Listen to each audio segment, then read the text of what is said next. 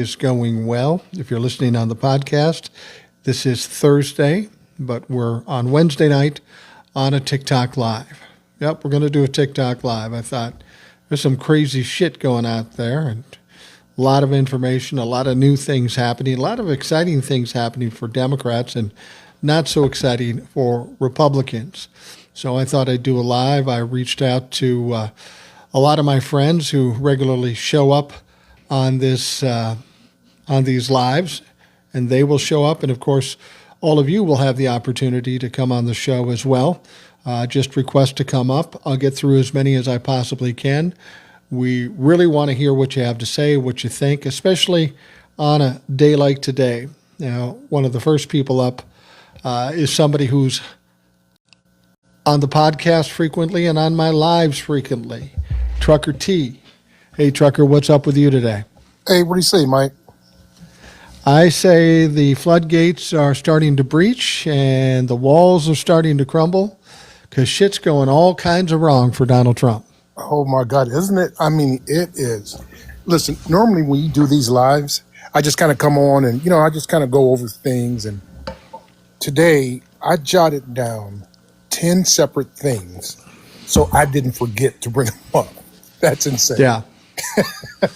I think the first thing I think the first thing we should bring up to get it out of the way, it's probably would have been the most important part of this particular live, is probably the least important, but important nonetheless, is the House of Representatives has passed the continuing resolution.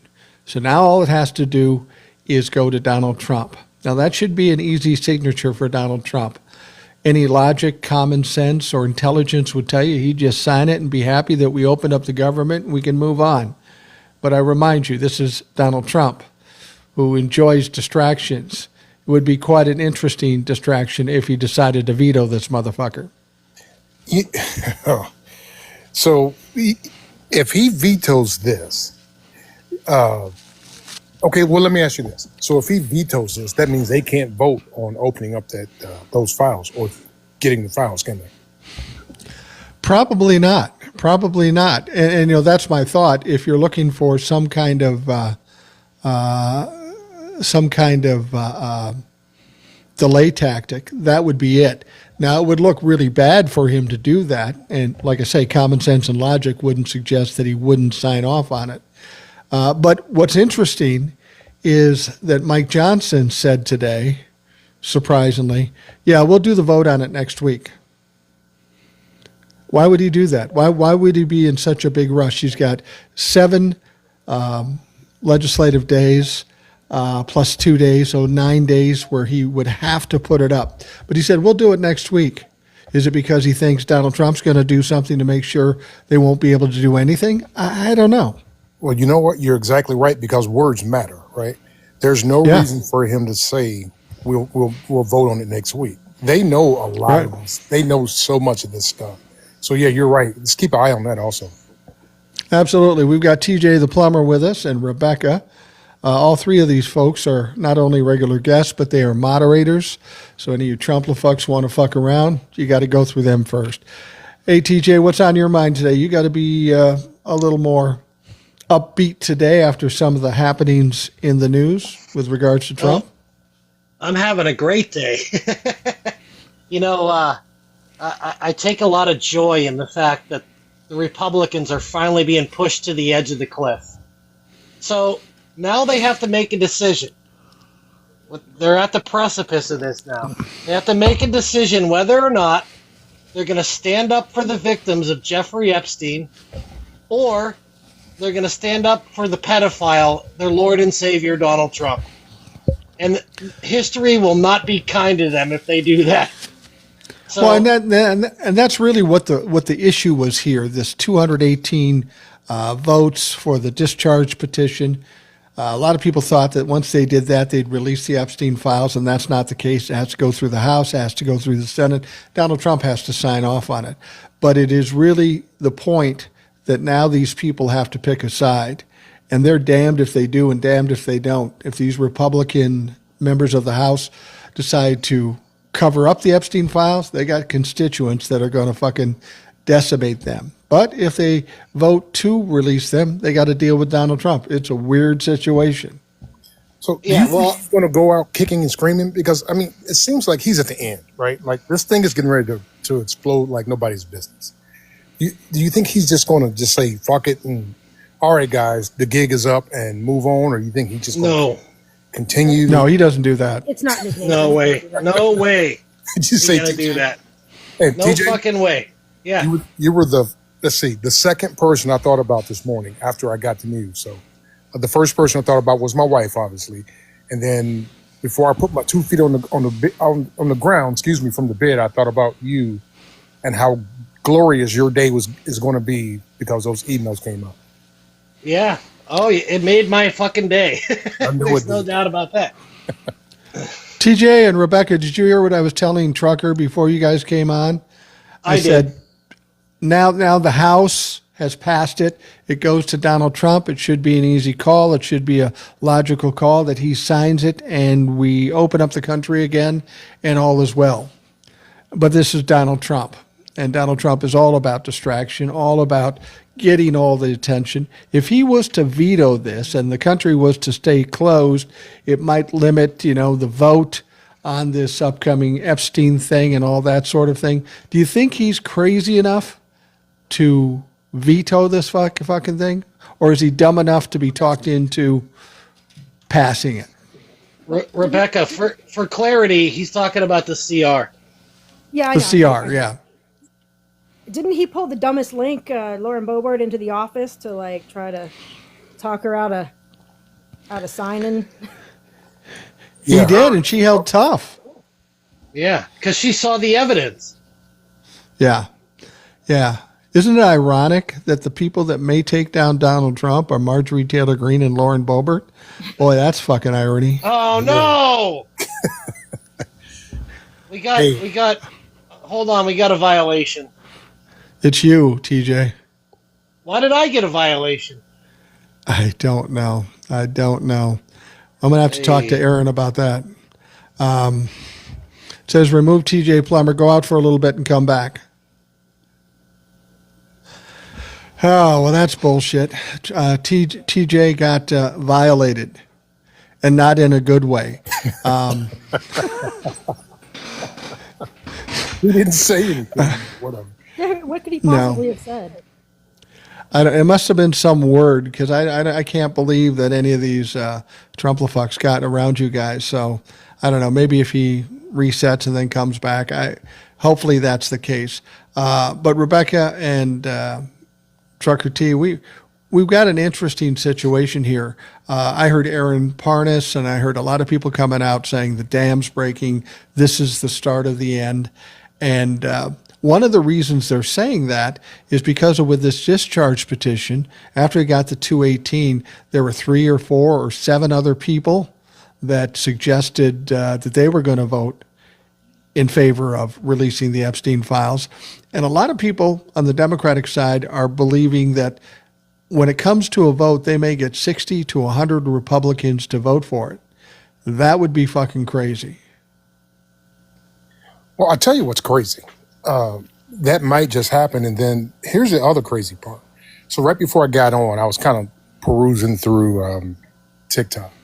And I did want to watch it, but I watched about, 10 seconds of it. Of Caroline Levitt basically saying, hey, I don't know what you guys are all excited about. Those emails prove absolutely nothing. And I'm thinking to myself, are you freaking serious? They prove everything. You know what I mean? Yeah, well, they prove that he knew Jeffrey Epstein better than what he said he did. It also proved that he knew what was going on. Jeffrey Epstein told Michael Wolff that he spent hours with one of the victims. Now, Donald Trump tried to lighten that up a little bit. He immediately came back and said, well, yeah, it was Virginia Giuffre. And the reason he said that was because Virginia Giuffre has never said that Donald Trump was involved in anything with her, which may or may not be true.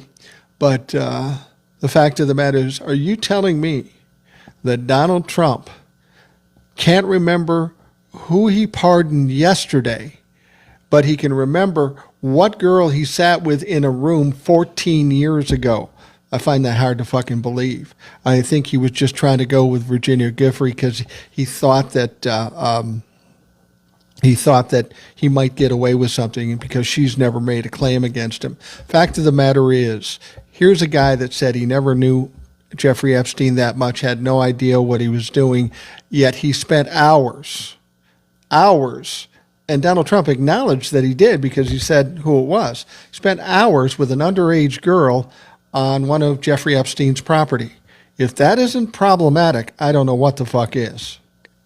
Right. And Levitt basically says, hey, Donald Trump knew that this guy was a pedophile and a creep, quote unquote, and that's why he kicked him out of Mar-a-Lago.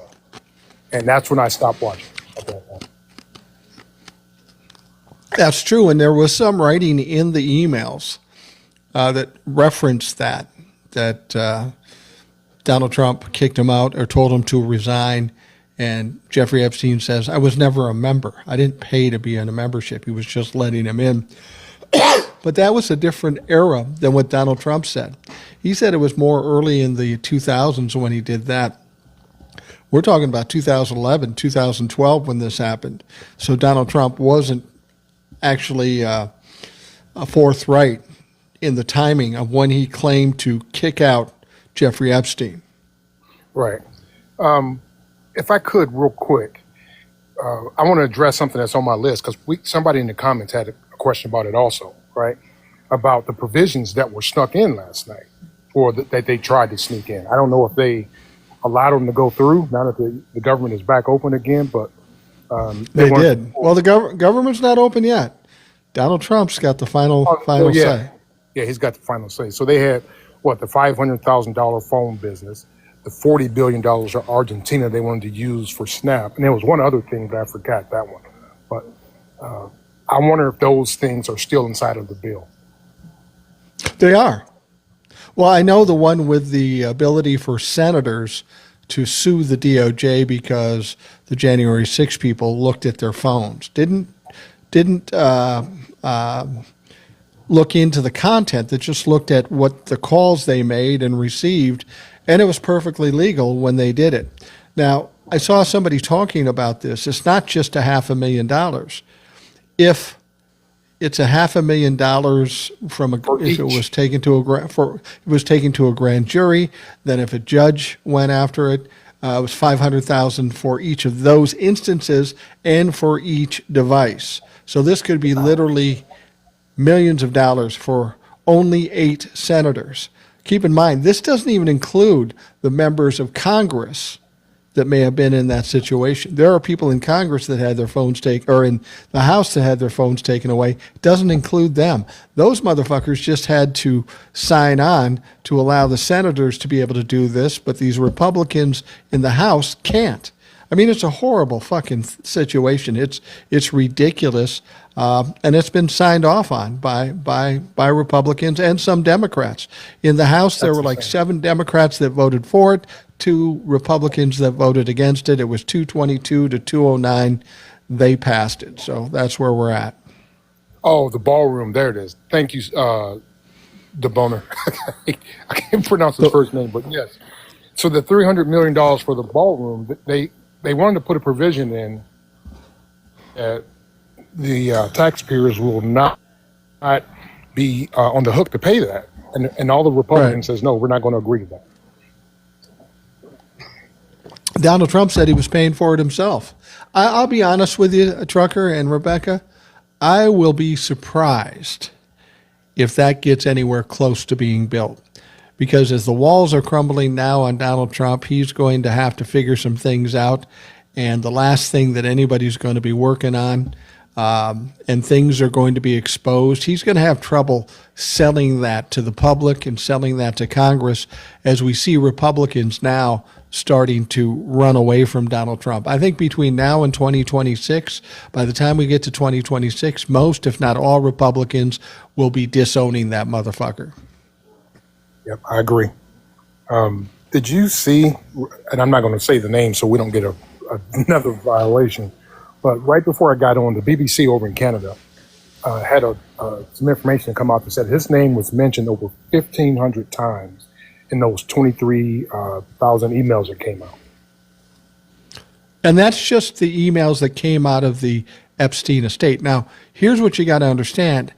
Those emails that came out of the Epstein estate, those emails have to be some of the similar things that the DOJ has, that they have available, that they've said there's nothing there. That's the big problem here. We have an immense cover-up going on with the DOJ, with Donald Trump, with everybody involved in this situation. And that cover-up is going to cause some problems down the road for Donald Trump, Pam Bondi, and everybody else that's involved. Yeah, I just, you know what, I'm as Democrat and liberal as they come. If I was those guys right now, I would be saying, "Hey guys, look, we had a good ride. We just gotta end this thing." But I agree with you and PJ. I don't think they're going to do it. No, the thing is Donald Trump's history tells you he never admits he's wrong. He never takes the loss. He always doubles down. He triples down. He quadruples down. He never gives up until he falls off the cliff. So that's why I think when this all comes down to it, it's going to be a disastrous crash for Donald Trump and any Republicans that sticking with him. I'm going to pull somebody up here just to see what they have to say. Okay. Hey, Roxanne, how you doing? What's on your mind? I don't think Roxanne knew she was coming up. All right.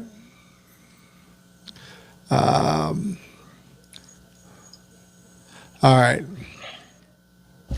right. Roxanne's not with us. Let's see. I saw JD out there, JD Farmer, and he was texting me like crazy because he was losing his shit.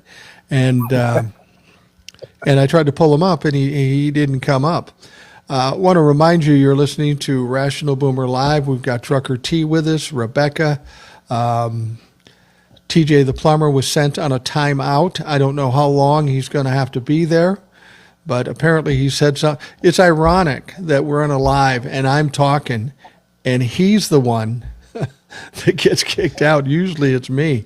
I'm the one that has trouble holding my tongue. We've been pretty lucky as of late, though, with the lives. We haven't been kicked off like we have in the past, and I appreciate that immensely.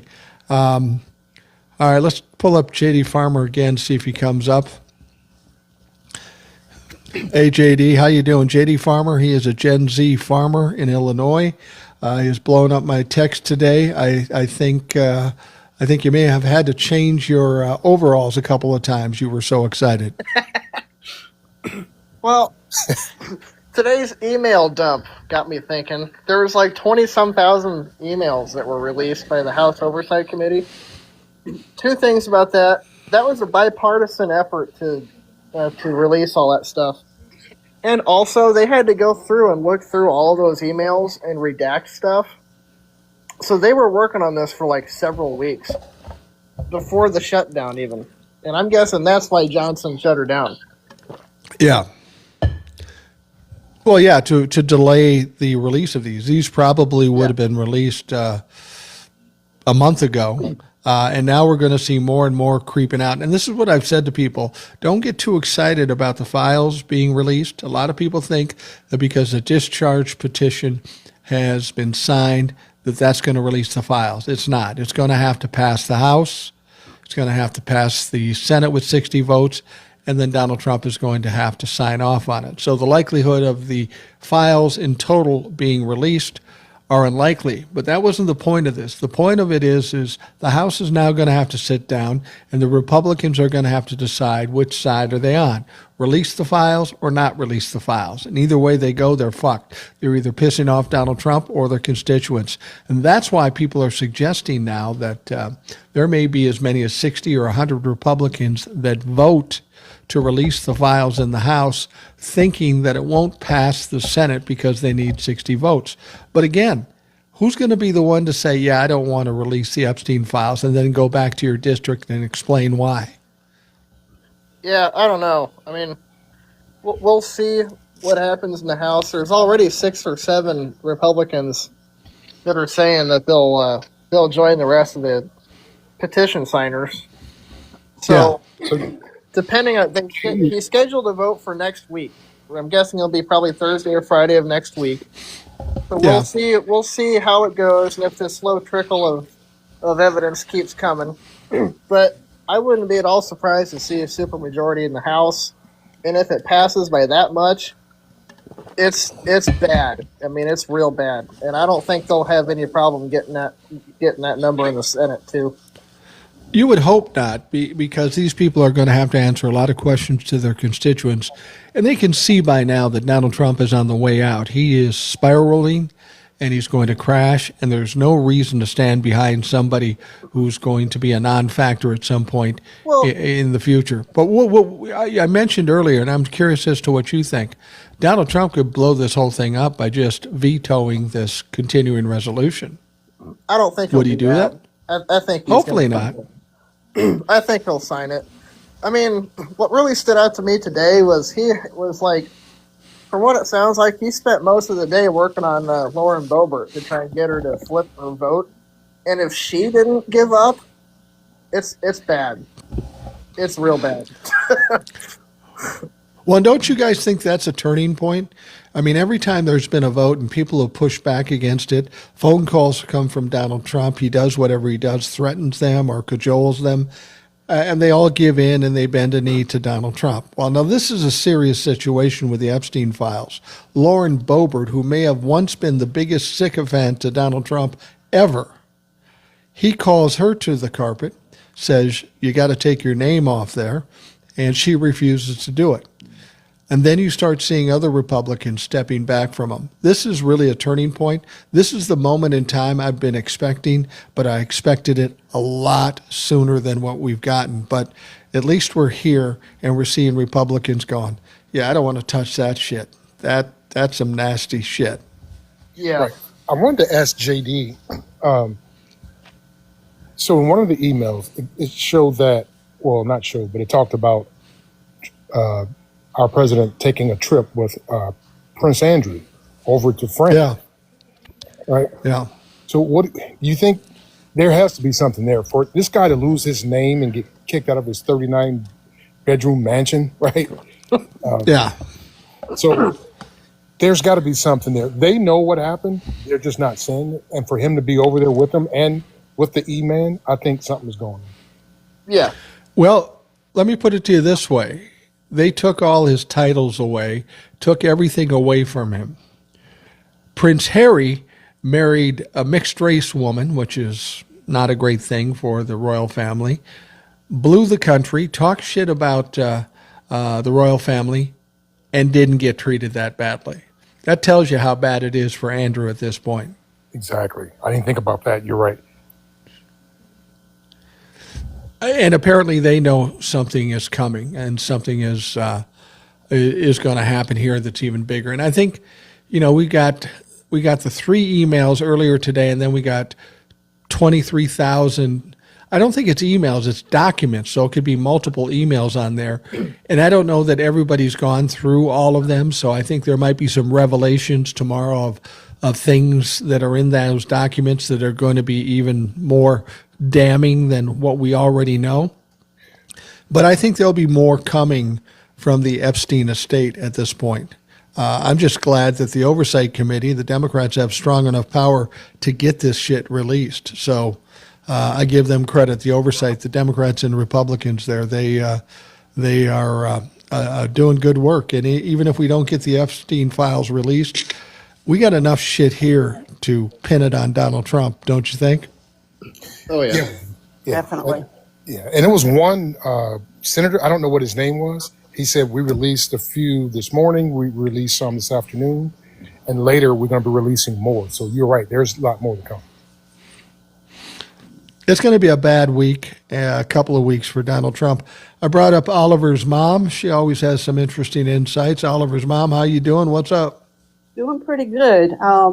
I was going with the counts that we have for the House yet. It's 219 to 219, and there's one special election that's due December 2nd.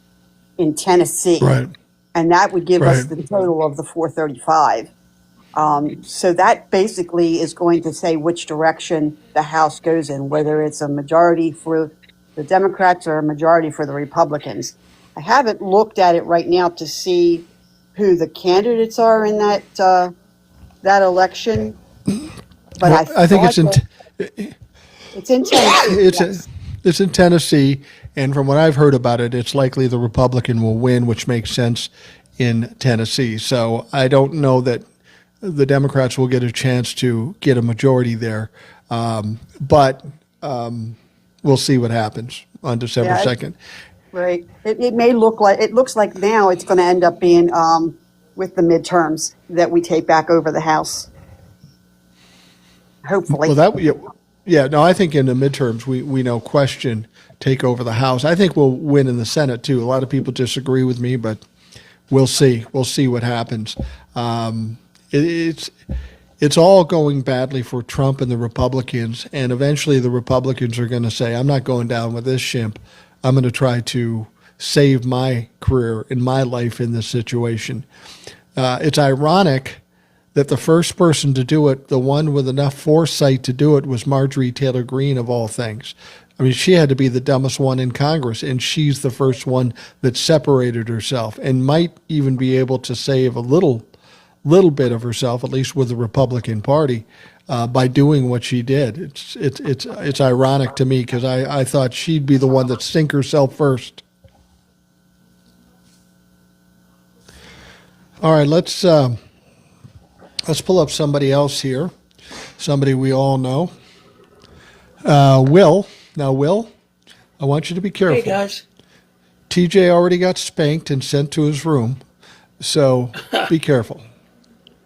Oh no, I'm fine, guys. I'm waiting for my $2,000 dividend check for tariffs. Oh, and yeah, looking forward to can't the wait. Walmart turkey. Yeah, Yeah. that's what I'm looking for.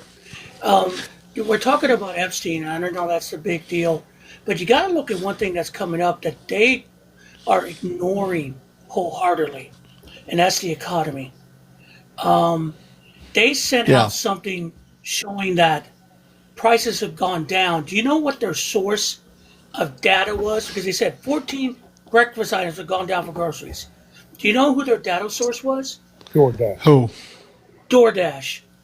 Oh, wow. DoorDash. So now this is what we're doing. All economics are showing that jobs, when the BLS finally announces it, they were going to lose 50,000 jobs last month. They're saying Yeah. layoffs are at 185%. People can see it. You could feel it. It's hurting the economy. And no amount of fantasy saying everything's fine, everything's affordable, you can buy your turkey at Walmart cheaper, it's going to save them when this all comes crashing down. Epstein's just Yeah, the start. Wait till the rest Yeah, of it you're- shows up. You're absolutely right about that. You can gaslight people all you want and say prices are down, but anybody who walks in a store knows that's bullshit, including dumbass Trump-la-fuck. So I don't know what he hopes to accomplish here. Just lie until, just will these lies on people until they believe them. People are struggling right now. It's not just a little lie anymore. It's people having trouble living paycheck to paycheck and making it worse with higher costs. You're absolutely right. Everybody's focused on the Epstein thing, and that may be the thing that takes down Donald Trump. But Donald Trump has created a mess that's going to cost us all a lot of stress and strain. And the economy should play a bigger role in this situation. And they're so clueless with his tariffs. They're not kidding. They're about, we're not going to see Italian-made pasta on the shelves because the tariff's 107%. Who does Right. that? Right. And it's like that when they said that, Italian producer, we're pulling, and what it's Carolyn Levitt said, no, they're overestimating it. It's not like that. They haven't put the tariffs in place yet. Yeah, are there tariffs or they're not tariffs? Tell me. Yeah. Well, you know what, Will? Check this out. So today, I don't know how this came across my feed, but I saw a video, and it was of Donald Trump in 1999, right? Speaking the same talking points that he does now about the tariffs and blah, blah, blah. And I'm thinking to myself, so are we working off of 1999 policies that this guy has engraved in his head? Probably. We're working on 1930s policies. This guy has no clue how an economy works. And this idea that other countries, they're still saying that other countries pay the tariffs. It doesn't work like that. We know it doesn't work like that. It's catching up with us. It's simple as that. We have a comment in the comments. David Peru 40 says, "I'm a liberal, but just curious. Why is the stock market so high if the economy is bad?" Well, understand one thing: the stock market is not the economy. Secondly, the stock market is all speculative. Thirdly, we know how the stock market feels about Donald Trump, that they think he's a chicken, that some of the things he's instituting that he'll pull back on, and that's probably true. The stock market is strong now because it was very strong coming into Donald Trump's term. It is a little surprising that it's as high as it is, but don't get too confident with it. When No. things start falling apart, that thing's going to drop like a rock too. And by the way, The stock to market is very Pablo, forward looking. right? Yeah. To Pablo Tambit, GDP is not 4%. Now let me make this clear: GDP is 4%. GDP under Biden was 6% and rising. Right. Lower taxes for the rich, yeah, and cheaper fuel prices. What are you talking about? See, this That's is the all. idiocy we deal with every damn day. My God. Anybody Read- who's saying, the math doesn't lie. yeah, it's all ridiculous. They fluctuate maybe from 285 to maybe 320, and it can swing that much within a week. They don't change much. They're the national average right now. Yeah, I mean, if you want to tell me the stock market is evidence of a good economy, take a look at what Will said. How many people have lost their jobs? Thousands and thousands of people have lost jobs, been laid off. Prices are up. I don't care what anybody says. The prices are up, and it can be proved easily. The stock market, the stock market is hedging its bets right now, and I'm not a stock market person. I'm not expert on it. It is a little surprising that it's as high as it is. But here's something to understand. My brother, who used to be a stockbroker, said this. Look, when he first came into office, the Dow Jones was at 44,000. When Donald Trump came into office, started talking about tariffs, it dropped to 39 or 38,000. It dropped like a fucking rock. It was a huge record drop. Now it is back up to about 45 or 46, but understand that Donald Trump's stock market has only grown since Biden's stock market by 1% or 2%. There is no growth in the stock market. It just went back to where it was when Biden was in office. So anybody excited, oh, we got a record in the stock market. You haven't grown shit since Joe Biden left. Nothing. And it's all artificial, and it will. I mean, I don't really trust the stock market. That's investments, and it doesn't. And also, we're coming to the end of the fourth quarter, and a lot of companies are laying off people. As people know in the videos I'm talking about, they took my boss at the company I work with, even though his numbers were fine. Yeah, they took him, and we had a meeting with his boss, and they go, "We don't know. They made a business decision." No, what they did was to cut certain people because they're trying to reach a certain amount for the fourth quarter ending. The reason you've seen the stock market up, they've been butchering labor to raise their profit. Right. It's going to come up, and then when these people don't have jobs, it's going to affect the economy rippling. It's just a slow ripple right now. And once they have nobody else to cut, where are they going to get their profit margin from? The fact that they have to cut people to keep their margin where they need it to be tells you that there's problems in the economy. Now I'm going to pull somebody else up here. Her name is Teresa. Teresa, how you doing? What's on your mind? Hello, good evening, wonderful people. Good evening. I have a question. Maybe y'all could help me out. I've been watching and paying attention to how much money the Treasury has been moving over to support banks in the last 2 weeks. I've heard about that. I don't know much about it, but that is I a little distressing. I can help. Yeah. I can help her with that, Mike. Yes, ma'am. The banks have been doing short-term loans because they are not liquid. They haven't been liquid for months because people have been laying off. With the Feds not getting their money, people getting laid off. That money is not coming in for the deposits. Also, people are not paying their mortgages or their car loans. That means there's no money going into the bank to pay the interest rates and be liquid. They have to go to the Fed to get money to cover their deposits. And they haven't said anything about it because if it gets out that banks don't have enough money to cover your deposits, that's going to cause a run of the banks. That's why the national media has been really silent on it. But I've seen it. That's what's going on. Well, doesn't that have something to do with some restrictions that were on the banks that Donald Trump and the Trump administration took off?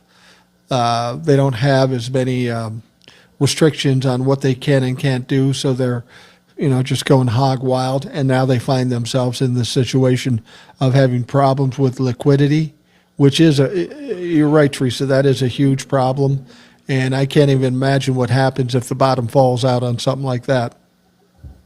Because to be honest, I was working at J.P. Morgan Chase back when the bubble popped, and the Right. fact that we had people who really were well educated, were focused on we're going to save our economy versus name calling, picking, poking.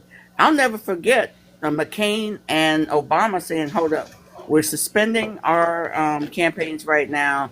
Our number one job is to get back into office and focus on supporting our economy. I don't Right. do we have anybody in office right now that has that type of wisdom? Nope. Or that type of You've seen the credibility or that Secretary of type of Treasury. decency. No, Yeah. they're still blaming Biden for things they see now. They keep Scott. Their new mantra is, "Give it time. Next year, everything will be fine." No, it doesn't work like that, guys. So Well, that's what Trump does. He always pushes the goalposts back when he fails, and Donald Trump virtually always fails. He told us he was going to do this on day one when he came in because he wanted the votes, and then when that didn't happen, oh, it takes time. Well, if Donald Trump was wrong about doing it on the first day, I'm afraid I'm not going to trust him for a year from now. I'm not going to give him a pass, and I don't think anybody will. People are going to start freaking out with the holidays coming. This is the wrong time to put people in a tight situation. They are going to freak out, and they are going to be pissed. All righty. Thank you for letting me up. Appreciate it. No, no problem, Teresa. Thank you for joining us, and stop by anytime. We love to hear from you. Let's do this one. Jessica Ography. And she was on the show recently, last time I think. Jessica, how you doing? What's on your mind? I'm great. Hello, all rational people here. Thank you. I'm cleaning my carpet as I'm listening. So I wanted to make a point for anybody that has not read Virginia Guffrey's book. In the book, she does please say do. Trump was, he was a nice guy. He always treated her well. I can't honestly remember everything she said. However, at the end of her book, she mentions that there were two men she was incredibly fearful of, because both of them, in various ways, said, if you even hint that it was me, I will keep you and your family in litigation for your life and through your children's lives. It will cripple you. I mean, she goes into detail, and quite honestly, the things she gushes about Trump, knowing what she has in the back of the book after she says that, to me, speak of, okay, well, I have to say some nice things. And then she left the hint for us there. Who do we know that will wrap people up in litigation until Yeah. they drop dead, right?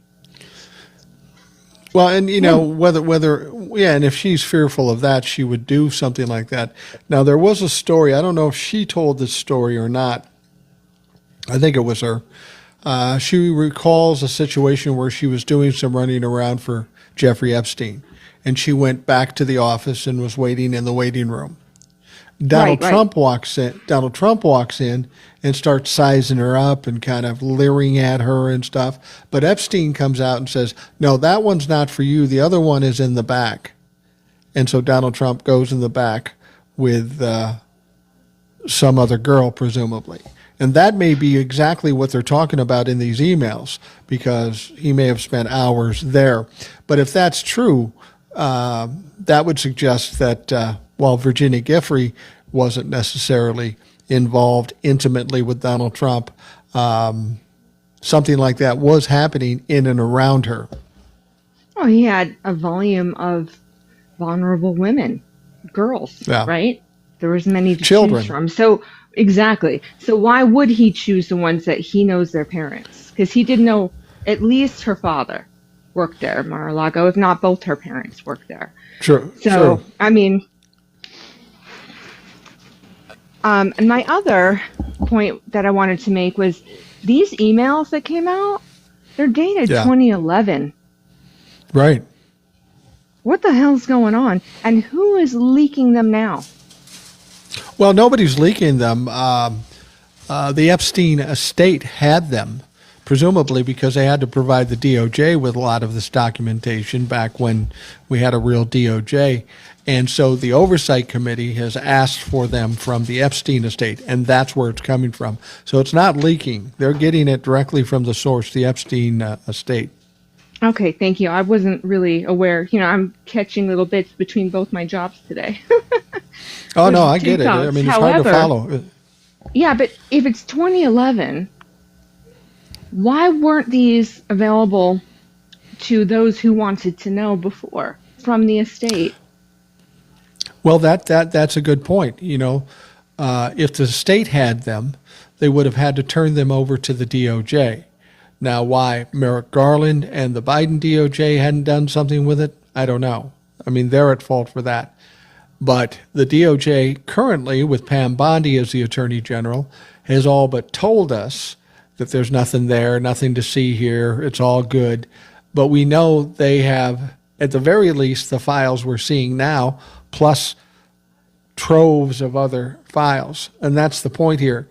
Over and above the crimes with Jeffrey Epstein and Donald Trump, we've got a massive cover-up going on here, and that's going to have to be Absolutely. investigated.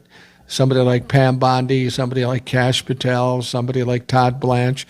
This is going to be a mess when it's all said and done. Donald Trump is in a situation that most narcissists fall into when they come to their demise. They're always used to balancing and managing things, but there comes a point where there's too much. And right now, Donald Trump is in that situation. He's got all kinds of problems. The Epstein files, just part of it, a big part of it, but he's got the economy. He's got Republicans walking away from him. This is a sure sign that he is spiraling and he's going to crash, and everybody's going to walk away from him. He'll end up being a pariah, and then we'll probably hear more of his crimes Can and I- corruption. I want to ask Go a ahead. question. I want to shift away from the Epstein thing because I saw that Trump is now signing the bill to open the government again, and he's bitching doing it now? as usual.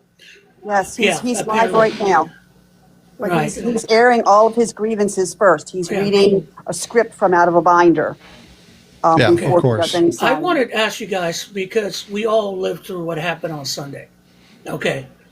After last Tuesday's hope, Chuck Schumer and the Gang of Eight Right. kind of capitulated. Now, I've been hearing two sides of this. A lot of people are not happy. A lot of people are saying, they're never going to trust the Democrats again. They don't, there goes the midterms and all that. No. I'm curious what you guys think. I mean, because I'm hearing both sides, but personally, I'm pissed that we have a two-front war to get rid of the leadership in the current Democratic Party and get rid of the Republicans at the same time. People are making choice A or B. In other words, they're so disgusted with the Democrats, they're not going to vote, like what happened a year ago. I mean, do you guys see that, or is that just my evaluation? Well, I hear people talking about that, but here's what I know about the dumbasses in this country. Those 8 people that voted for the CR, that'll all be forgotten about. It won't be as important because now we got the Epstein stuff. Everybody will see the shiny piece, or the squirrel, if you will, and now they're focused on Jeffrey Epstein. There are some reasons to be angry with Democrats. And as I've said before, we've got to eradicate all Republicans because they're all tainted. And when that happens, we've got to go through the Democratic Party and start weeding out some of the fucks there. And we've got some issues with Chuck Schumer, maybe the 8th that voted for this CR. But to suggest that that's going to have an impact on the 2026 elections, if somebody says that, they aren't paying attention to what's going on. Donald Trump said that he would grab women by the genitals, and they forgot about that and got caught up in something else. There's going to be all kinds of problems between now and 2026. I don't think this issue will even be considered. But Mike, would you agree with this? Because one guy, he's an older guy, is talking about we need to not ostracize Schumer. We shouldn't make him resign. We should bring the other 8 and unify. And I'm listening to him going, no, that's old school. Those guys are so beholden to corporate donors. It's sick. And this old man is going, no, go ahead. I'm sorry. Well, the thing about that is, don't get on Schumer because we'll think we're divided. Well, the Democratic Party is divided. Maybe not as much as the Republican Party, but they are divided. But honestly, instead of us causing a problem, if the Democrats want to fix their reputation right now, the best thing they could do is take out Schumer, who's not a fighter. Anybody who's on the Democratic side wants a fighter. Kick his ass out, bring in somebody like Sheldon Whitehouse or Mark Kelly or somebody else who is a fighter in the Senate and put them in the forefront, and that will fix the perception of the Democrats. It'll say, okay, they're going to do something. They're trying to fight now. That would be getting rid of Schumer would be the fix if they got the right person to replace him. What about Congressman Joe? I think it's McGeist. Nagoose, I think. Yeah. Nagoose. Yeah, he's great. I think he's a rep, though. I've been reading about that Brian. It's an unfortunate name. I think it's Schatz, the one that's from. I think he was born in Minnesota, but he moved there when he was a kid to Hawaii. Right. I've been hearing about him too. I don't know anything about him. I have to look him up. Yeah, people have something suggested about him. that he's going for whip. That he'd yeah, like to be whip, but other people are considering him to take over for Schumer. So I don't know. But I mean, have you watched Sheldon Whitehouse? This guy knows the Constitution. He knows the law, and he's not afraid to stand up and speak his mind. If we could get somebody like that, I think people would have a different perception of at least the Democrats in the Senate. I think that would be a fix if we got rid of Schumer, because Schumer's not going to get any better. He's not getting any better. Well, at least we got rid of Pelosi. She's done, right? Which she left on her own. It's sad. That's what I mean. She's gone. So. It's sad because she was good for a time. I liken Nancy Pelosi as to a carton of milk. You get a carton of milk, and if you like milk, it's the best thing ever. That same carton of milk, when it gets past its expiration date, you wouldn't put that shit in your mouth to save your fucking life. Nancy Pelosi is beyond her expiration date. She was good when she was fresh, but she ain't fresh anymore. She's 85 years old. She needs to go to the beach someplace and just fucking relax.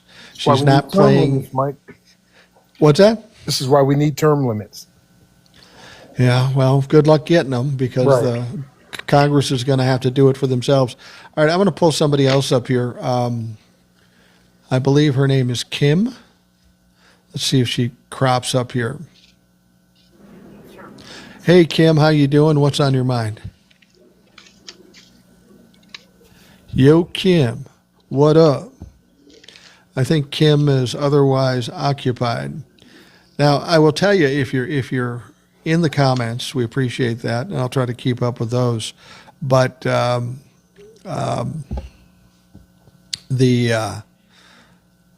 if you ask to come on, make sure you know what you're touching. Because if you ask to come on and then I punch you up and you're not there because you're not expecting it, just be careful what you hit.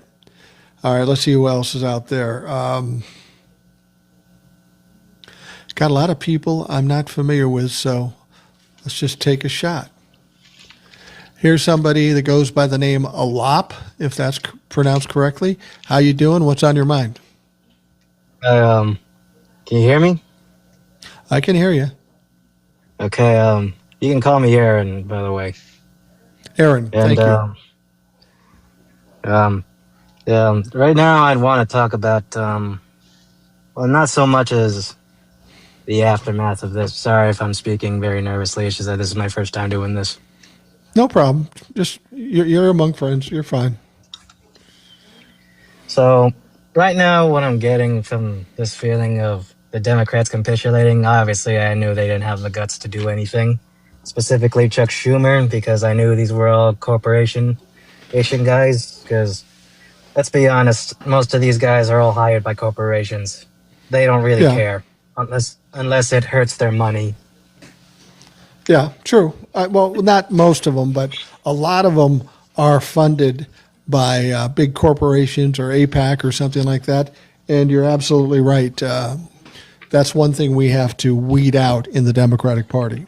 Money is the issue, but let me ask you this, Aaron. What if when they did this with the intent of forcing the issue with the Epstein files, knowing that's the one thing that could take Donald Trump down? I think Mike Johnson was surprised as anybody that it passed in the Senate. And now all of a sudden he's got to get everybody back into the House. He's got to swear in Grijalva. And it really caught him short in that process. Maybe that was part of the reason for them to do it. I'm not trying to give them any credit because I think they were cowards, and I think it was all set up by Chuck Schumer, and I think it's deplorable. But that's done. We can't worry about that anymore. We got to deal with what's in front of us. The House just passed it. Presumably Donald Trump's going to sign it. The government's open. People are getting their money. People are getting their SNAP. That's a good thing. The things that were in the bill suck. But now the real thing at hand is this Epstein file thing, and that could be the thing that takes Donald Trump down. And if that's the case, I'm good with it Well- so far. We can fix it later. I'm going to ask a really bad question. Will people get their money? Will people get their SNAP? Will Trump pull this stuff that he wants to do with the air traffic controllers? I mean, I don't trust him. Do you? I No, mean, well- watch what happens. Well, absolutely not. I do not trust that man at all. I don't If trust them anything- either, but if they get their jobs back, they're going to get paid. The SNAP benefits are already automatically just going. That's why we had to go for the emergency fund. That was stopped. The good news is if everything goes as planned, and I know that's a lot to say when we're talking about the Republicans, that SNAP is now going to be funded for the next year. And if on June 30 or January 31st they decide to shut it down again, SNAP people are fine. I don't know, really. It's just like everything's up in the air and stuff. After the Democrats caved last week, I've been getting a lot of things on my For You page. The people saying that, oh, we're done. And that's the thing that I hate so much is that these guys that are such they're such a very negative attitude, or just look at the worst Yeah. of things, basically. I really hate hearing that because their mood doesn't help the situation. Now, their mood doesn't help the situation, and you get a lot of creators out here looking at the worst possible scenario. I mean, I watch creators come out with a story. Creator after creator, big creators saying this sort of thing. They're saying, okay, here's what's going to happen.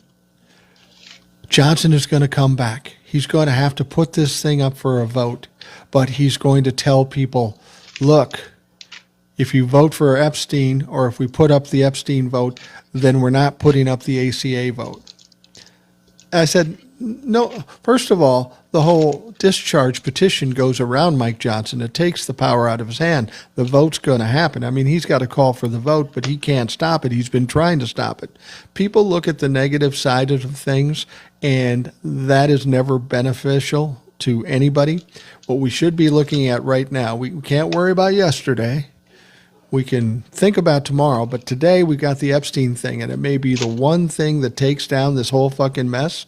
So if nothing else, I have a more positive attitude about things now than I did yesterday. You think it also has to do with his health? I mean, just look at him. Yeah. Yeah, he's That not looking man good. he's withering away in front of us.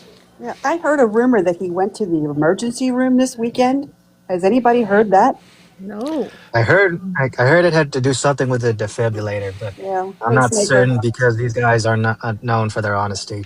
Yeah. In fact, So they're he has a pretty heart? much- Yeah, no, well, I think he had surgery and he has a pig heart now, but no, he's not healthy and he's not going to last very long. And we know that he's very excitable when things are going badly. I got a feeling things are not great in the White House at this point. He's nervous as fuck. I'm just curious why Mike Johnson said, yeah, we'll do the vote next week, because that's going to piss off Donald Trump. I would have thought they'd try to delay it as long as they could, but that's not what Mike Johnson is doing. I thought for a moment that he might veto this continuing resolution so he could jam things up again, but it sounds like he signed it, Yeah, so that's good. It's signed. It's signed and done. I think they're So trying to get as much money before the fall. Yeah, probably. I mean, don't you, you got to stop listening to people with all these negative attitudes. It doesn't do anybody any good. I get tired of people who whine and cry and say, oh, the worst is going to happen. Well, if you really feel that way, you aren't much value to us in the fight, and we are in a fight. If that's the attitude you're going to take, you're going to have to sit down and shut up and wait, because you're not going to do us any good by that attitude and the woe is me and the sky is falling and all that bullshit. So I understand your irritation with it. You're going to get it. But as I've said before earlier, this passing of the CR, everybody think it's the most horrible thing ever. What we know about this country is they have an attention span of a gnat, and something else bigger will come along, like the Epstein files, and that'll be forgotten, and they'll focus on whatever's in front of them now. And I like the Epstein thing because this could have a lasting disaster on the Trump administration. Mike, I have a I question thought it for was. you. Yeah, go ahead, Jessica. If this is his undoing, the Epstein files, how do you think, or how do you theorize, it's going to happen? Well, I think the way it'll be is undoing, and we've already seen it to a certain extent today. People walking away from Donald Trump, seeing he's a liability now, not supporting him. We know when they did the 218 votes or signatures on the discharge, there were another 7 Republicans that said, yeah, we'll sign on to that too, after all this came out about the Epstein thing. Now, some people are theorizing that in the House of Representatives, when they give the vote, there's going to be maybe 60 or 100 Republicans that will vote to release the files, because they kind of have to. I mean, you're Not a going to good be look. public now.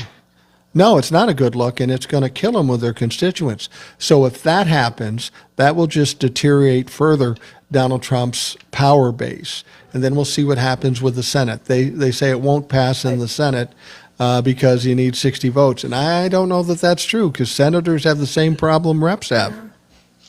Either way, it's Quick going to be question. disastrous. Yeah, I want to Yeah. bring For up both. something I was just thinking of, and you guys are a good cross section of this country. But for 45 years, we were dealing with the trickle down theory. We've been dealing with that. We've been dealing with religion being some kind of bedrock that doesn't help the public. And Right. I'm starting to see a lot of this starting to unravel. We could start with the social experiment that one TikToker did, and it's starting to unravel people's version of religion, the Yeah. steadfast that what religion stand for. You're starting to see with Zoran Mandami, a lot of people saying, "Hey, no, your culture war shit isn't working." They've gone to that same culture war, like what the pastors are called her woke, called her a witch, but it's not working. And I'm hearing people question the faith in the logic of churches now, and that things start pulling at society. People start making changes in lives. I mean, It's am I interesting. reaching or? Well, what's interesting about what you're talking about, we need to clarify that there is a creator that was calling churches, big churches, Joel Osteen churches, those sorts of things, and having a sound effect of a baby crying in the background saying, I need some help. I need some baby formula. I just need one can of baby formula to feed my child. And there were a few that said, yeah, sure. One was a mosque. One was, I can't remember what the other ones were, but the big churches basically denied her. Now, there's another creator that followed up with that. And what he did is he claims he went and talked to people on the street that were On the corners. dealers on the corners dealing with drug dealers and asking them for help for somebody. He asked 7 of them, and every one of those 7 gave them money for multiple cans of formula. That is a pretty, if that's all true, that is a pretty damning assessment of religion in this country. But it's aside from religion, I think it's humanity, because one of the churches was that small church in Appalachia, that grandfather they called Pastor Pawpaw, and I listened Yeah. to his service. I saw it, and he touched me because that's the way a service should be. He didn't talk about him. He talked about the church. He talked about what the church can do for you. And people have been donating to this small church in Somerset, Kentucky. Okay, he's giving the money all away.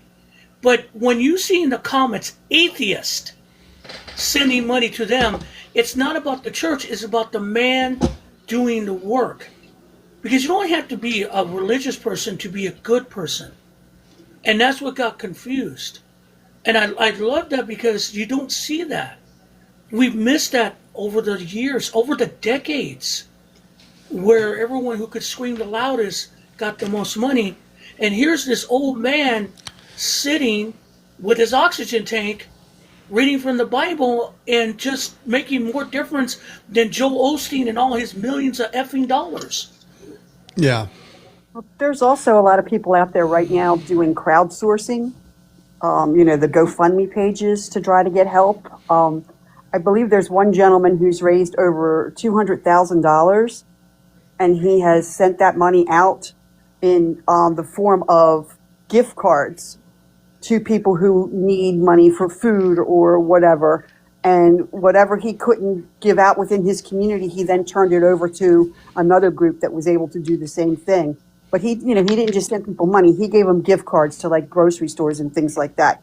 But he's raised over $200,000, and I can't remember his name, through a GoFundMe type page to help people with their food and their daily needs. And that's the type of people that, Will, I think you're talking about, that are going to do good by what they're asking for help with, and to be able to turn that over and help other people with it. It's a sad state of I affairs when don't people think- have to do crowdfunding, though, because the government should be doing these things. Exactly. Yes. But I think that what Republicans are counting on is that when the Democrats capitulated, what did the Republicans fall back on? Culture war, the abortion ban for the ACA, talking about Mondami again. They fall back to what they know.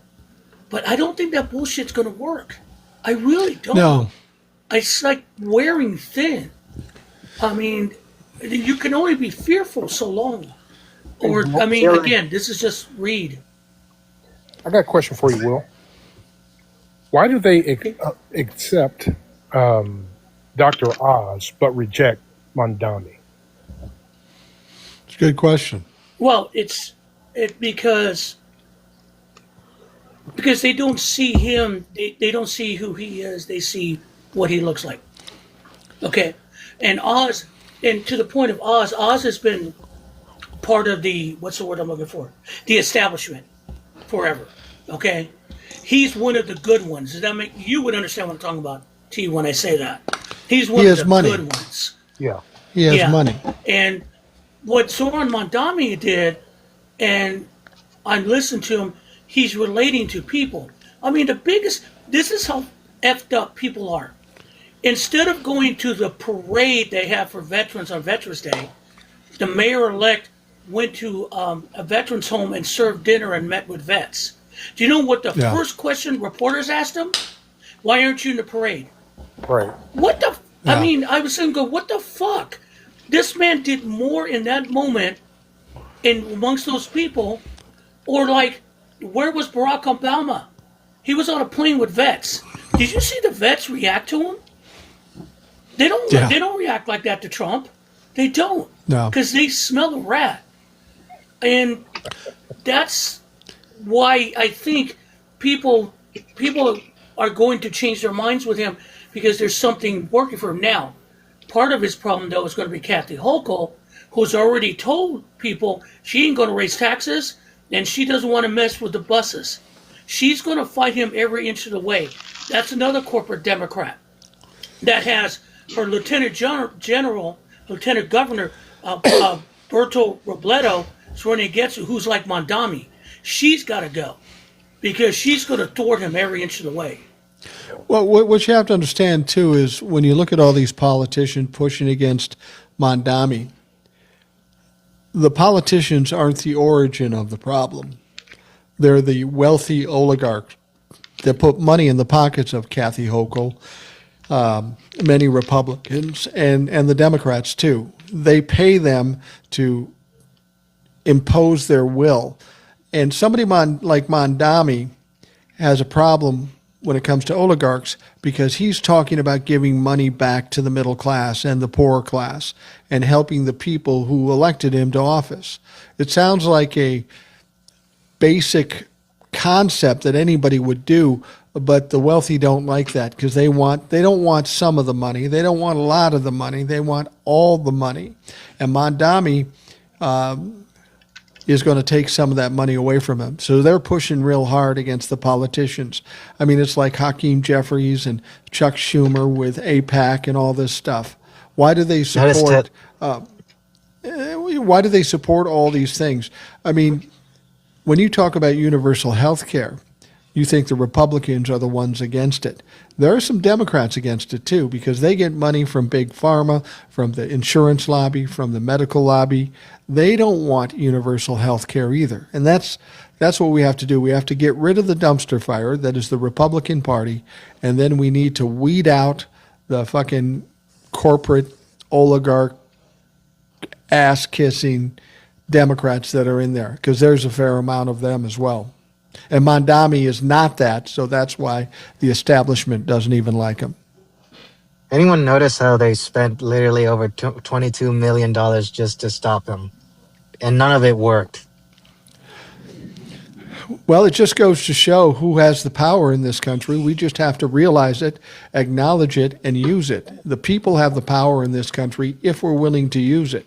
For decades, we've been apathetic, but now Donald Trump and the Republicans have kind of woke a sleeping giant, and it's going to come back to fucking haunt them. It does, in spite of all the money you spend, it ain't going to work. They spent more to stop him than he had for his entire campaign. So Yeah. And if he gets just one or two, three of his ideas across and makes them work, that's going to be a win. I mean, Absolutely. yeah. So, Well, hard times educate you, right? And I think there are so many Americans now that never really paid attention to the cost of healthcare because they had a corporate plan, and sure, they had to pay into it and their deductible, etc. But now when they're seeing the possibility of those rates tripling, quadrupling, right? And they think, how in the heck am I going to pay for that? It's really sobering. And now when that comes up in the next election, I think there's going to be people who are going to further their education. Yeah, you're right. My wife had her conference call today about the changes in her insurance plan, and we're going to go through it tomorrow. Mike, I got a question for you. Since we're talking about the Mondami, so I heard that 8,500 or whatever, 8,500 or so police officers are going to quit January 1st in New York. Is that true, or is that just some bullshit that's out there? I haven't heard that. I've heard some people are going to quit. Let them quit.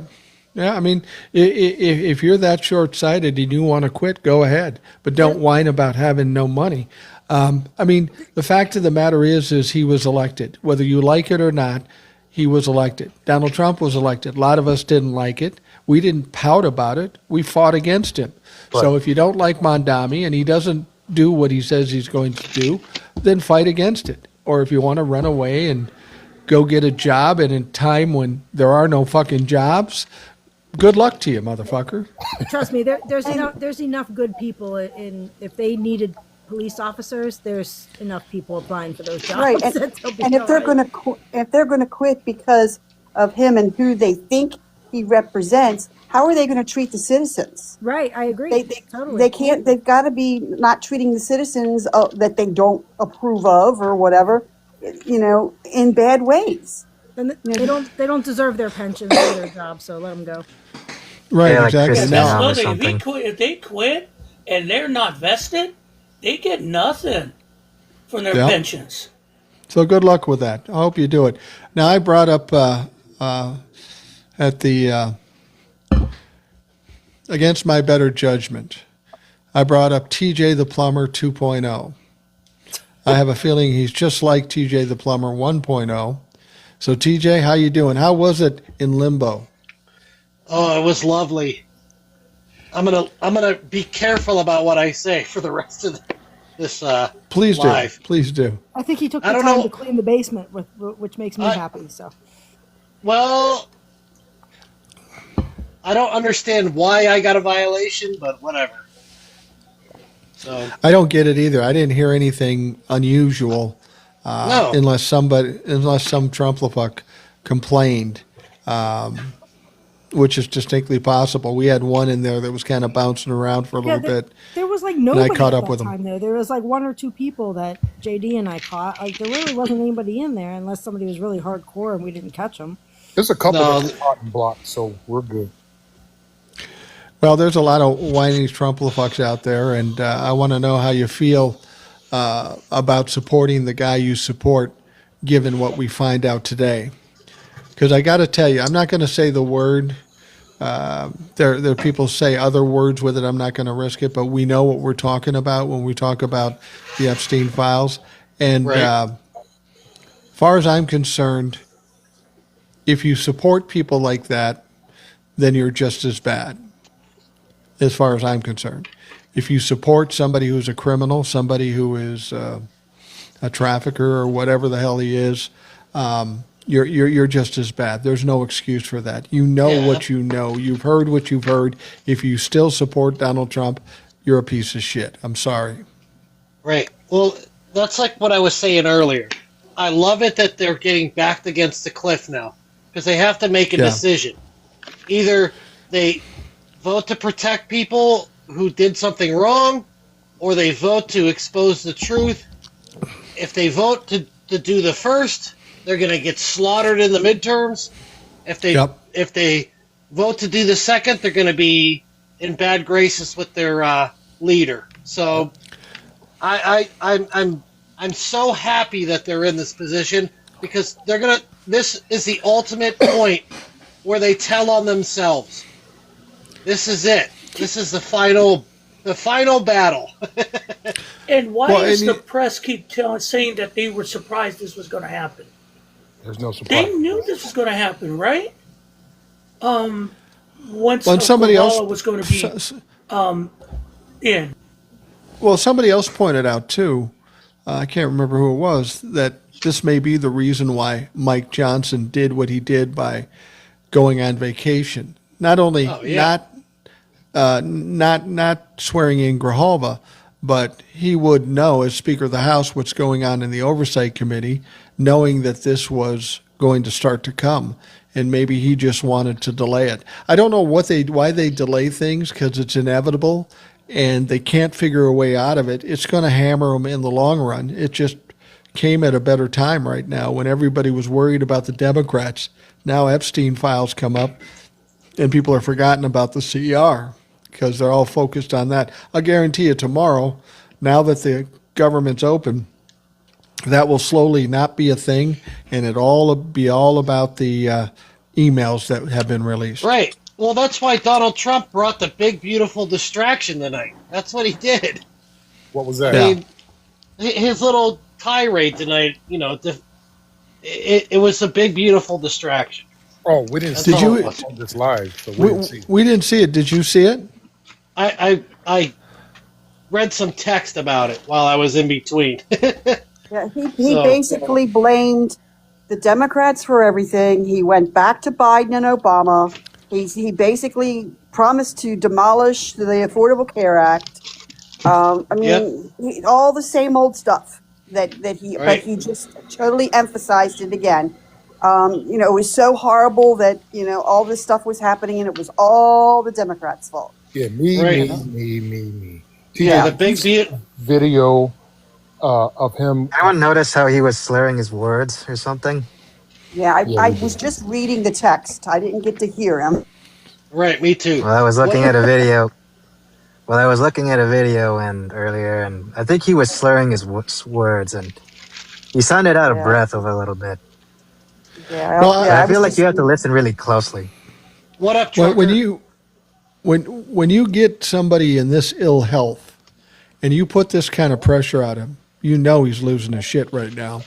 This is going to do some damage to him emotionally and probably physically. We wonder when Why that day comes, when it happens, and we may be getting closer with this kind of pressure pounding on his head. I mean, technically, they won. They didn't have to give Yeah. up anything. They got what they wanted. Why are you complaining? They're not happy that we're not bending a knee, or I that mean- we're following along in their vision, mean- I guess. I well, was the- happy with. Go ahead. I'm sorry, Mike. Sorry. No, I'm just going to say they're mad because we're doing the same thing they did. You take a loss and then you come back and hammer with some cultural issue or some other issue. They can't take the time to celebrate their victory because today they're getting hammered by something even worse than 8 Democrats going against and voting for the continuing resolution. This is this Epstein thing is the biggest problem, and here's why. Because there are people that are going to be put in a situation that have no choice but to say they're wrong and back off, or be lumped in with these pieces of shit. And this is the one thing these people hate the most, to be proven wrong. They never admit they're wrong, but they're in a tough point. They have a tough decision to make. Do I admit I'm wrong and save my life, or do I say I'm right and get crucified? They lose either way they go, and this is what's pissing them off. Yeah, and I want to bring this because everything with the emails, all they said was it's a distraction, it's a hoax. The Epstein files is a hoax. So let me just make it clear. Show it. If it's a hoax, release it. If it doesn't apply to you, release it. But you're so upset and they're fighting so hard to stop it. What does that prove? That proves that there's something there you don't want people to see. I saw mean, Carolyn it's Levitt. sad. I saw Carolyn Levitt doing a press conference, and she was saying this Democratic hoax, the Epstein files, and this. One of the reporters said to her, "What part of the Epstein files is a hoax?" And she didn't know what to do there. She said, "I'm not saying the Epstein files are a hoax. Then what are you saying is a hoax?" And basically, what she said was that the hoax was the Democrats calling out Donald Trump and blaming him for this or making him responsible in some way for this. Not saying he wasn't guilty. They were mad because the Democrats were exposing the truth, and that's the hoax, that the Democrats are using it to beat the Republicans. Well, this is exactly what the Republicans do, except they make up shit that's not real. This is Right. real. This is bad. This is Donald Trump told us he didn't know Jeffrey Epstein. These emails told us he did. Donald Trump told us he didn't know anything about what Epstein was doing. These emails said he did. Donald Trump said he wasn't involved. Jeffrey Epstein and Ghislaine Maxwell were talking back and forth, and they were basically considering the option of outing him. He said, Epstein said in these emails, he's the worst human ever, and he's dumb. Well, this is something I've known for a while, but it said it in the emails. So to suggest that he has nothing to do with it is absolutely ridiculous. And this is where their problem is. They can't back away from it. Let me clarify, Mike, what your statement was.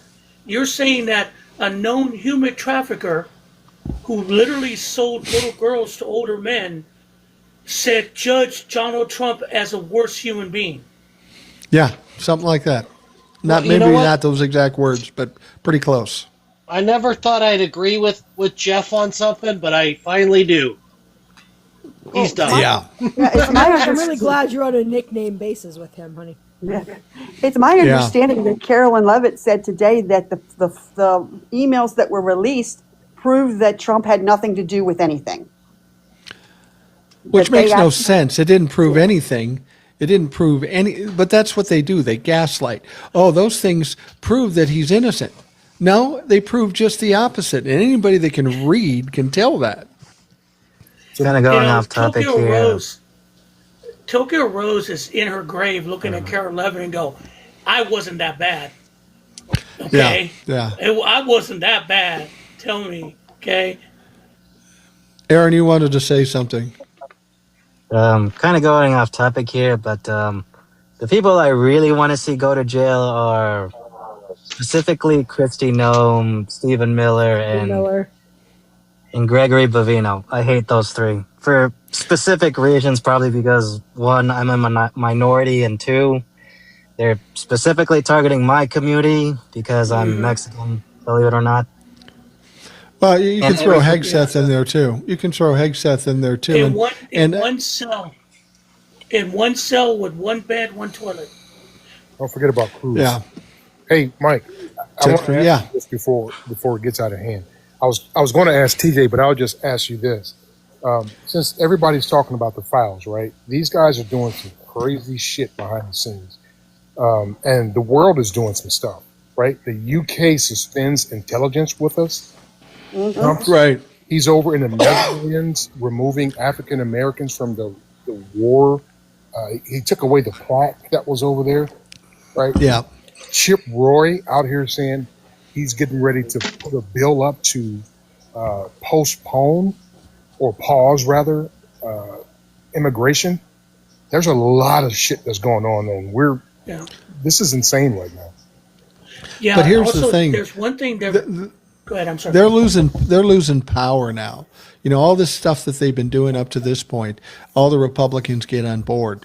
But now the Republicans are going to have to think twice about this. They're going to have trouble supporting Donald Trump as more of this stuff comes out. 23,000 documents came out today. There's going to be more in the coming weeks, more shit that comes out and more stuff that's going to cause Donald Trump all kinds of problems. They're going to have to walk away from Donald Trump at some point. I knew that from the beginning. Didn't think it'd take this long, but they're going to have to walk away from him. So they can keep yelling this stuff, but they aren't going to have the support to do it because Donald Trump will be the focus and nobody wants to get near Donald Trump eventually. And there's one distraction coming up.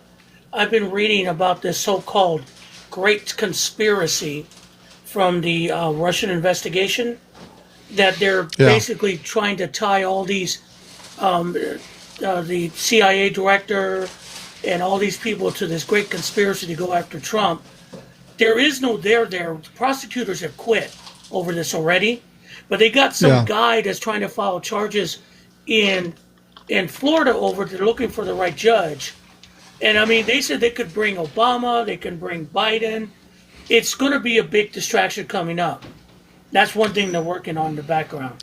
It's kind of sad. Yeah, you got to understand where he's at, though, now. He's in trouble. So now this is the time when he's in trouble like this is the time when it's the most dangerous. He's going to be flailing around trying to do whatever the fuck he wants, whatever the fuck he can do to distract. But nothing is distracting from the Epstein files. I mean, take James Comey, take Letitia James. Those cases may not even go to fucking court Yeah. because of this prosecutor who was put in her position illegally. Donald Trump's going to be doing a lot of stuff. He's kind of like the early 1970s rock group that goes and does a concert and goes to the hotel room and tears it apart before they leave just fucking because. That's kind of what he's doing now. What Hey, about T, I wanted Ghislaine? to ask you. Sorry, Go ahead, I'm sorry, Ghislaine Jessica. Maxwell, right? She was moved to the minimum security prison. Something came out about how she's being waited on hand and foot. Do you guys think he's going to follow through with a pardon for her, or do you think he's going to hands off because it's too hot now? Well, it's pretty hot right now, and there's a lot of talk about Ghislaine Maxwell. I mean, she went and talked to Todd Blanche, said Trump had nothing to do with it, okay? So then Blanche leaves, and she gets an easier place to be housed in, and she's getting waited on hand and foot. And now she's going to make a request for a commutation from Donald Trump. But here's the deal. Here's where she has a problem. She said Donald Trump, she never saw him at the place. She doesn't even know if he knew anything about Jeffrey Epstein. But these emails say differently. They suggest she lied. So now we're talking about perjury. I don't know if she was under oath in front of Todd Blanche or that they would follow up with it, but she becomes less and less credible every day. And to be honest with you, if he commutes her sentence, that does him or her no good. It's going to do him a lot of harm at this point, especially Yes. now that he's attached to the Epstein files. He releases Ghislaine Maxwell. That's not going to go well for him. I wouldn't be surprised if he did it, but because Agreed. Donald Trump will always fuck it up. That'd be insane. Yeah, Yeah, it would That'd be crazy. insane. it'd be over for I him. just saw a New York Times headline come across that in some of the filings, Epstein had wrote that he was the one man that could bring Donald Trump down. That he was looking forward to bringing him down, which They were now wondering. Go ahead. I'm sorry. Well, they were talking about it. Ghislaine and Epstein were talking about it in these emails, and Epstein said, "I'm about," because he was done with Trump at one point, and he was talking about how bad a guy he is, and he didn't say outright that he was going to take him down, but he said something that was interesting. He said he told Ghislaine Maxwell, "I'm about 75% there," and basically because one of the things that bothered him is he said he's the dog that hasn't barked yet. And the reason he said that is because all these people like Epstein, like Ghislaine, are all up in the investigations, but nothing's being said about Donald Trump because Donald Trump is paying people off or putting pressure on people. He was tired of Donald Trump and he was ready to expose him. And then he ends up dead. Wow, what a coincidence. I think I remember. Is I'm some sorry. Trucker Go T ahead. says Trucker T says is Michael Wolff still alive? Yes, he's alive. Yes. You see him all over TikTok. He's writing a book. He's the one that exposed that so-called P posse. Right? Yeah, I know that that. came- But why don't they subpoena this guy? He saw the pictures from the safe. Because He sat down with them. Why is he just not in front of Congress right now? because Congress is run by Republicans, and now if the midterms turn the way we are, trust me, that's on the agenda. That's on the agenda. But Tia, I was going to ask you a quick question because something came across my feed that bothers me. Pete Hesketh, who couldn't do a pull-up, he went backdoor channels and removed the promotion for a woman who was about to become, who was a female SEAL who got through the BUDS training, who was who was a leader in their group of SEAL Team 6, was destined to be a captain and be a head of a special forces unit. He went backdoor and had her promotion removed Yeah, because don't he forget doesn't about think the women should be in front. And I'm thinking, what are you don't forget talking about the Purple about? Heart she received. Yes. Yeah, and the Purple Heart. And I thought she was also supposed to help with recruiting too. And he didn't Yes, want her to be the face of recruitment. I I just want want that man to. to. Go ahead. I'm sorry. I just want to say something to somebody in the comments. Apollo 1.0 says Oath Keepers are ready to be the Trump personal stormtroopers. Here's what I want you to understand about the Oath Keepers: a bunch of dumb fucks. Their leader, Elmer, whatever the fuck his name is, remember? He's got a patch over his eye. You know why he's got a patch over his eye? He shot himself in the fucking eye. That's how it happened. And these Oath Keepers, keep in mind, they tried to attack the Capitol and overturn or undermine the certification. Donald Trump was president. He had control of the judicial, the DOJ, control of Congress, and control of the Supreme Court. And they still fucking failed. They still failed. The Oath Keepers are like the fucking Apple Dumpling Gang. They're Well, dopes. Mike, not for nothing, the stormtroopers never had really good shooting aim or No any good kind aim. of. Well, No. They were completely useless in most of the movies. hold anyway. on. It's Elmer Rhodes, number one. But number two, Right. the reason why you haven't heard from the Oath Keepers is because they're all working for that enforcement agency. They're ICE. Yeah, Nice, Will said yeah. it. Yeah. They Well, got- Elmer they did say got he's their going to regroup them. $30,000 bonus, and they're all. Yeah, well, I'm waiting for him to shoot his other eye out because he's an idiot. And that's well- one thing I keep seeing these MAGA people come around and go, yeah, we're ready for the Civil War. Yeah, we can do it. I just got one word for you. As a 63-year-old man with bad knees, I'm your Huckleberry. I'm tired Yeah. of you. If you want to do it, let's do it. But other than that, shut up. Now, somebody, San Juan, said his name is Stuart Rhodes. Yeah, that's the name he uses, but his real name is Elmer. He changed it for isn't his obvious middle name fucking Stuart? reason. Wasn't it Elmer? Isn't it Elmer Stewart Rhodes? Isn't that his full name? Something like that, yeah. Yeah, he's a fake. He's a joke. He was in jail until Donald Trump pardoned him, and they're going to regroup the Oath Keepers. Oh my, we're terrified. Yeah, go ahead and do that. Show us how you can fail again and shoot yourself in the eye. Yeah. He He can go was in- head to head with Antifa. He was No. in jail for seditious conspiracy because they planned the whole thing out. He had like a 20-year sentence, and they let him out of jail. That's crazy. Yeah. Didn't he get treason? Couldn't go that No, far. No. No. seditious conspiracy, which is close. It's tantamount to treason. Yeah, well, ICE still has not hit a hard target yet. I mean, if they consider a daycare a hard target, and Yeah, there has let's- already been, there was a, you know what, shooting in Chicago, drive-by on them. That was Yeah. a warning, guys. That was a warning. I didn't hear anything from Christy Nolan or anything. Everyone got real quiet after that one in It Chicago. didn't make Will. It didn't make me sad to hear about it. No, I'm just saying. But no, I hear you, TJ. But they didn't. They purposely missed because they were open targets.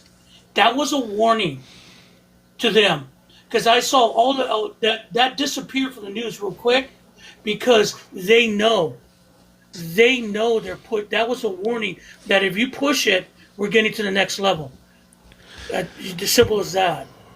We're getting into the late stages of this live, and I'm bringing somebody else up, probably the last person we'll bring up at this point. The analytical Iowan, Eric, is with us, and I was anxious to hear his take on all the happenings of today. So how you doing, Eric? Not doing too bad. How's everybody else doing? We're good. Eric. Bueno. Doing good. Hey, bueno. What do you Come think on, about Eric, this whole hit Epstein us with your this whole Epstein thing? Yeah, hit us with something. Well, I haven't seen a lot on. I've seen bits and pieces today. I was at work most of the day. I was actually gonna go look at it before I sat down to do some videos on it. But the fact that he's in there is bad news. The fact that it's coming out is bad news. You got Republicans saying they're breaking with Donald Trump. It's bad. I mean, this whole thing is going sideways for Donald Trump. And I think them opening the government, this did not go the way I thought it was going to go today. Not at all. What did you think was going to happen? What did you think was going to happen? Well, I didn't expect it to pass the House. I was thinking it might not either. I thought they were going to amend it and kick it back to the Senate with like ACA credits on it and some other things, some other changes. Specifically, like the payments for the senators being removed, and some other stuff. The fact that it passed surprised me. The fact that all Democrats, it looked like, did not vote against it surprised me. I don't know if they all weren't there. I haven't looked deep enough into it. I just saw the vote record. Well, I think 7 Democrats voted for it and 2 Republicans voted against it. I even thought of the possibility that Donald Trump would veto it just to cause further fucking mess given the Epstein situation. But that didn't happen, thankfully. Yeah, I said the same thing. I thought it was entirely possible he'd veto it. I thought this was going to go on for another 2, 3, 4 days, maybe a week while they hammered it out between both chambers. But now the Democrats, they need to be on guard. I have said almost every day since they caved, they'd better get their way. They'd better get these extended on the Affordable Care Act subsidies. And they'd better get it through or else there's going to be hell to pay for the Democratic Party. We got to hold their feet to the fire. But I've also thrown out another theory. Now, Yeah.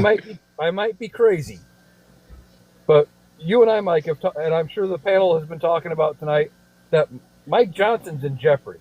He may not Oh, no make question. Speaker of the House. Yep. So I threw this idea out there, and I thought they might use it with regards to tying it to the budget and funding the government, but they still might do this. That the Democrats would say, hey, Mike Johnson, you get us the Affordable Care Act subsidies through. You find us with the 4 or 5 votes we need to pass it, and you make it happen. When they call to vacate the chair, we save you. Yeah. Still won't get out of the Senate. But still won't get out of the Senate, Eric. Even if they got ACA credits through the House. Well, it might get out of the Senate because there's a lot of red states that need those Affordable Care Act subsidies. They may vote for it when it's a separate piece of legislation. That changes things when it's not tied to funding the government. Do you trust Republican senators? I don't trust any Republican. Well, don't you think the Epstein thing kind of changes the tone for everybody? I mean, if you're made to look like you're going to support Donald Trump, who is now tied to all this, maybe you change your story. The one question I wanted to ask you, Eric, I found this kind of interesting and kind of strange. Once the discharge petition was signed, there were more Republicans that were willing to sign on. There's even talk of 50 to 100 Republicans voting for it in the House for whatever reason, because they don't want to end their careers. But Mike Johnson said something. He said, yeah, we're going to have the Epstein vote next week. And that's quicker than he needed to do it. He had 7 legislative days and 2 other days beyond that. But he's doing it quicker than he needed to do. And I found that strange, and I don't understand why he's so. Is he just giving up, or does he have some other plan? Because I'll be honest with you, if they kick Mike Johnson out tomorrow, they can't do anything in the House until they get a new speaker. So that might be on the table. True. And I've been talking about the idea that Mike Johnson could be in jeopardy for being speaker just for not blocking this thing for a vote. Now, he can. Right. They have up to so many days where they have to call the vote. Now, maybe he's trying to push it through, and maybe he thinks by having it on the calendar that they can now turn and pressure these Republicans. It's either that or it's the other thing you and I have talked about when I've been on the podcast. Republicans are going to turn on Donald Trump, and maybe they're getting ready to, okay, we vote to release the files. The Senate votes to release the files. Donald Trump vetoes it. Next thing you know, there's articles of impeachment drafted by a Republican. It sounds crazy, but they're looking at the midterms going, we're probably getting our asses kicked. We got to dump Well, this that's guy. He's attacked. But it still wouldn't save them. No, it won't. It won't, but they got to do something. And the thing about it is I think for a long time, the Republicans, in spite of them supporting him because they're terrified of him, wanted to step away from him. I mean, look at the economy, look at the deportations, look at all the Epstein file stuff. They don't want to be part of that shit, but they have to have a good excuse and a good way to separate themselves. So maybe they cultivate this Epstein thing to make him look bad so that when they do cut him loose, he has less chance of pissing off the base. Right. Well, I agree with Eric on the whole thing, and I think that the files are the thing it's the straw that broke the camel's back, because they're going to be put out with their feet to the fire, and they're going to have to vote on it, and the ones that vote the right way, the way that we think they should vote, are going to be beholden to their constituents, because obviously if they go the other way, they're covering up for Donald Trump, right? So if they do that, it's not going to be released, because I doubt that it would pass the Senate, and certainly Donald Trump's not going to sign off on that. But at least it puts them on record to who's who, and who's covering up for Donald Trump. So Eric, I agree with what Eric's saying on the whole thing there. They may be looking for a way out on Donald Trump. Yes. They really could be. And him blocking, like if they pass it out of both chambers and he vetoes it, that may give them their ammunition, because the base wants the Epstein files so badly. We've talked about it before, and I still believe that the base is convinced it is nothing but left-leaning and Democratic people on the files. They are, because they have been told for so long that it is nothing but Democrats that do these awful things. Yes. So despite Eric, the pictures, despite anything, but despite any proof contrary, you're right. They still believe that it's all Democrats. So Eric, do you think if it comes down to it, they could get a 2/3 majority on a veto override? Actually, depending on how, like, if they barely squeak it through, and then the public outcry comes out even louder, specifically from their voters, and especially if Donald Trump vetoes it, I think it very well could change their tune. But I think you may see, they're talking 60 to 100 extra Republicans signing off. I'm pretty sure that would put us in the ballpark of a veto-proof majority already in the House. If they break that far against him, and if the Senate breaks it, let's say they pass it 62-38, they only need 5. 5 people getting calls from their constituents saying things like, "You SOB, why did you block the Epstein files? I want to see those." And they get flooded. They could. And then you add in the complications of the economy, that could put more pressure on them as their suffering starts. But I want to ask you, Eric, why do you think is on the Democrats to get the ACA? Because they don't own the House nor the Senate. How are they going to get through? It's done. They don't have the votes. They'll have to wait till after the midterms. Well, they can still shut down the country on January 31st. Yep. They can still do that, and SNAP is already funded for the full year, so that won't be an issue. I mean, that's a bit of leverage. It's sad that they have to wait till then to get it done, but that's an option. There's that option, and I think, like I was just talking about a bit ago, I think they're going to try to use the leverage against Mike Johnson, saying, hey, they're going to call to get you out as Speaker. You want to save your job, you get us the votes. Okay. Do you think he cares, though? Well, I think he does. because he's And still running a lot of interference for the party. And but while they're doing that, go ahead. you know, I'm sorry. if he thinks he's succeeding in running interference for the party, he may want to save his job. Now, maybe he doesn't care, and I'm completely wrong there. Then that leverage is gone. And then when Yeah. it comes to the Senate, well, same problem. Now that it's not tied to the government shutdown and people eating, that is going to change their mindset on how they vote. Now that it's not necessarily on, you know, Donald Trump winning the government shutdown, they can spin this to Donald Trump of, hey, you know what? Hey, we negotiated well, and we still got the win because we only gave Democrats 2 years, not infinite or whatever. They could spin it somehow and give Yeah. them a win. You might be able to get the senators on board there. But they may have a way forward. It's not completely hopeless. I mean, Trump No, it's- hates the ACA because he considers it Obamacare. That's all he Right. cares about sticking it because it's Obama's. He's trying to stick it to anything Obama. he put on That's his exactly desk, he right. will reject. Maybe, Yeah. maybe unless you can find a way to favor to him. Hell, I bet you, if they gave Democrats 3 years extension of the Affordable Care Act and said we're going to rename the Affordable Care Act Trump Care, Donald Trump would sign it in a heartbeat. Oh, That's no all it would shit. take. That's all it would take. Yeah, No absolutely. doubt. That No one doubt. line of we're naming it after you, he would be on board. I mean, he Yeah. wants to cancel the Affordable Care Act, but he has no replacement for it. There's nothing that he says that gives any indication that he has any idea how he would replace it. Hold He on, has Kim. one plan. Hold on, Kim. He has concepts of a plan. Yes. No, he has launched one plan, and that was to give the subsidies directly to the taxpayers, and let them go get their insurance from the insurance companies.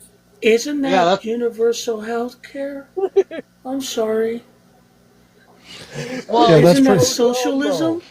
no, it's Yeah, not that's- because it's deregulated now. Well, So they've only had if you 15 years, TJ. They had 15 years to come up with a freaking healthcare plan. And right now, they still have concept. And Oz is saying, well, you know, since the government is shut down, you know, the people we need are not here. Yeah. Yeah. Well, they're here now. They are I here mean- now. I tell you what, we're coming to the end here. I can only go so far. And the fact that I'm still up and not shut down, I'm feeling good in spite of TJ. We bring TJ back and he behaved and we're all good now. So that's good. But I'm going to wrap things up. I want to thank Trucker T, Rebecca, Aaron, Oliver's mom, Will, TJ the plumber, the analytical Iowan, and everybody else that joined us. Thank you for coming on this live. All that participation makes this live worth listening to, and I appreciate it immensely. To those listening on the podcast, thank you very much for taking the time. I hope you have a great day, and we'll talk to you again tomorrow.